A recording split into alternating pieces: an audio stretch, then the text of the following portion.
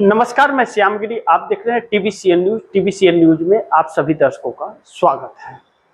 Bharatiya Janata party के अंदर बगावत जोर शोर से होने लगा।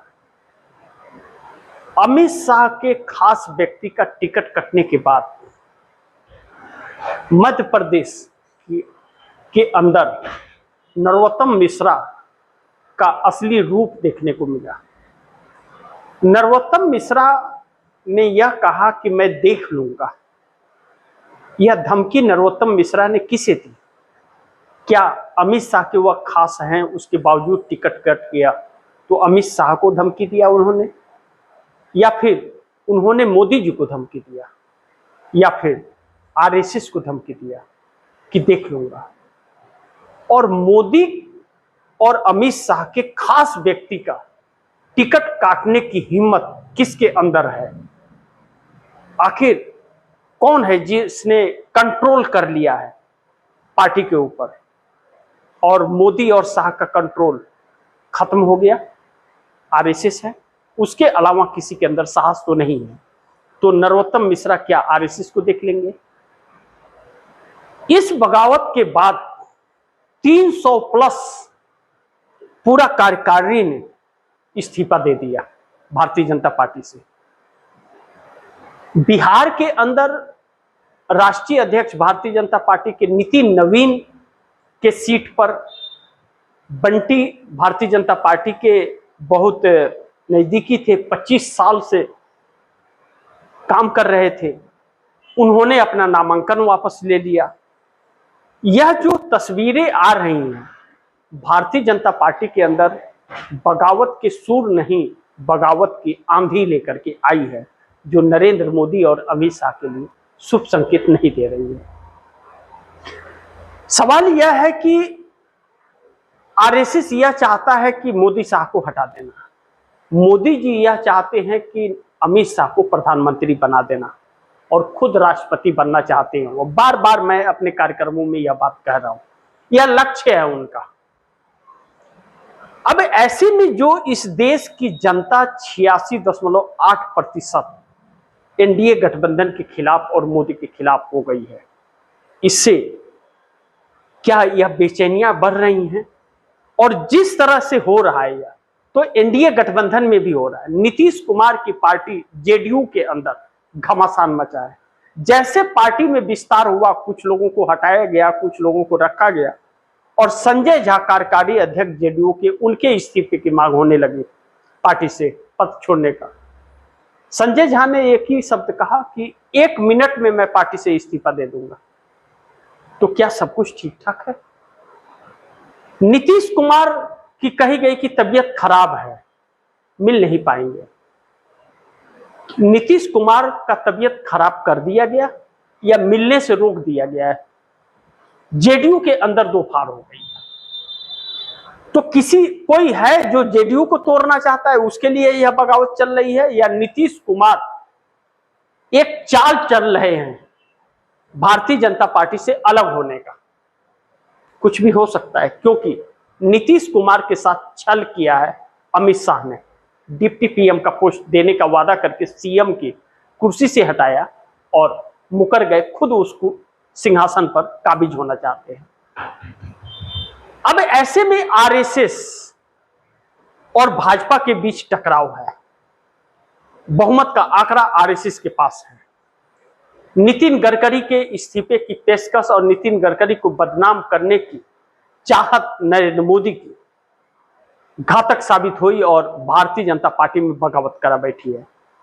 उसका कीमत नरेंद्र मोदी को अपनी कुर्सी गंवा कर चुकानी पड़ सकती है आने वाले वक्त में, क्योंकि जिन 240 सांसदों की बात भारतीय जनता पार्टी की होती है, यही ताकत सरकार की, और उसमें 2 टुकड़े हो जाए, 136 अलग और 140 अलग हो जाए, तो मोदी की सरकार नहीं बचेगी। इस बीच राहुल गांधी अपनी नई रणनीति के तहत काम कर रहे हैं। कांग्रेस को लड़ाकू बना दिया है राहुल गांधी ने, और भारतीय जनता पार्टी के स्लीपर सेल जो हैं कांग्रेस के अंदर, वह मुंह की खा रहे हैं। वह अपने आप निकल करके बाहर आ जाए। जैसा पंजाब का तस्वीर आया, चन्नी हो या रंधवा हो, इनका खुला चेहरा उजागर हो गया और 6 महीना पहले पता चल गया कि गद्दार कौन है। अब ऐसे में भारतीय जनता पार्टी का हर दांव फेल हो रहा है। मोदी साहब कमजोर होते जा रहे हैं और कांग्रेस की पकड़ मजबूत होती जा रही है। जनता का झुकाव कांग्रेस की तरफ बढ़ रहा है क्योंकि क्षेत्रीय दलों पर भरोसा नहीं रहा और मोदी उस लायक नहीं बचे। अब ऐसे में चंद्रबाबू नायडू एक असमंजस की परिस्थिति में पड़ गए हैं। फिलहाल तो वह चुप्पी मारे हुए हैं, कोई बयान नहीं आ रहा है, न तो कोई हरकत, जैसे उनको लकवा मार गया है कि वह जैसे के तैसे पड़े हुए हैं। लेकिन चंद्रबाबू नायडू राजनीति के मौसम वैज्ञानिक कहे जाते हैं, लेकिन अब हैं क्या? अगर रहते तो शायद आज भाजपा के साथ न रहे होते, क्योंकि चंद्रबाबू नायडू को खासा नुकसान आंध्र प्रदेश में हो रहा है और सत्ता छीनने का डर मोदी से बना हुआ है। ऐसे में परिस्थितियां देश की बदल रही हैं। भारतीय जनता पार्टी के अंदर का घमासान इस कदर बढ़ा है कि भारतीय जनता पार्टी 2 फाड़ में बटी नजर आ रही है, आरएसएस और भाजपा के रूप में। राम मंदिर को लेकर के एक एक चिट्ठे उजागर होते जा रहे हैं। जितना बाहर निकला था चोरी का, उससे कहीं 4 गुना बढ़ता हुआ नजर आ रहा है और उस पर भाजपा और आरएसएस के लोग भी फंसते हुए नजर आ रहे हैं। इन हालातों में परिस्थितियां जो हैं वह बहुत ही नाजुक होती हुई नजर आ रही है और जब नाजुक हैं तो वह बड़ी मुश्किल हो रही है मोदी के लिए सत्ता जाने का। कांग्रेस जिस तरह से तैयारी कर रही है भारतीय जनता पार्टी के अंदर घमासान को देख करके, वह नरेंद्र मोदी के लिए चुनौती बनती जा रही है, क्योंकि यह आपस के घमासान में है और कांग्रेस राहुल गांधी के नेतृत्व में अपनी तैयारी कर रही है। उत्तर प्रदेश पर सबका फोकस, लेकिन कांग्रेस पंजाब, उत्तराखंड, गोवा आदि जगहों पर तैयारियां कर रही है। ऐसे में उत्तर प्रदेश में तो कांग्रेस का उतना जनाधार नहीं है। समाजवादी पार्टी मुख्य पार्टी, विपक्षी पार्टी है और सत्ता में वही आएगी, कांग्रेस तो आएगी नहीं। लेकिन समाजवादी पार्टी से ज्यादा कांग्रेस वहां लड़ती हुई नजर आ रही है। अब ऐसे में जब कांग्रेस लड़ती हुई नजर आ रही है तो कहीं ऐसा तो नहीं कि तेलंगाना में 10 साल बाद जैसे कांग्रेस आ गई, जैसे तेलंगाना में वजूद था। लेकिन जिस तरह से तमिलनाडु का उदाहरण सामने आया, टीवीके के प्रमुख विजय थलापति पहली बार चुनाव लड़े और सत्ता में आ गए, क्योंकि जनता डीएमके और अन्ना द्रमुक से नाराज थी, परेशान थी। वैसे ही कांग्रेस उत्तर प्रदेश में बाजी मार दे, समाजवादी पार्टी, बहुजन समाज पार्टी और भारतीय जनता पार्टी से ऊपर 86.8% जनता जो नाराज एनडीए से हो गई है, कहीं अगर कांग्रेस की तरफ रुख कर दिया तो कहते हैं कि उत्तर प्रदेश से होकर दिल्ली का रास्ता जाता है, फिर तख्ता पलट भी संभव है। इस बात से भी इनकार नहीं कर सकते।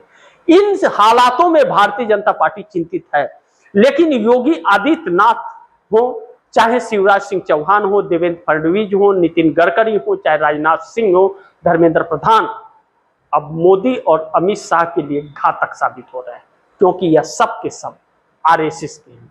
ऐसे में नरेंद्र मोदी अलग थलग पड़ रहे हैं।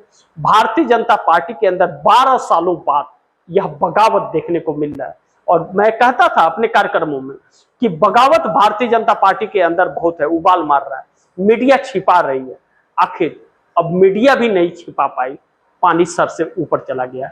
इन हालातों में भारतीय जनता पार्टी से यह शुभ संकेत नहीं है, लेकिन कहते हैं कि वक्त बुरा होता है तो ऊंट पे बैठे व्यक्ति को कुत्ता काट लेता है।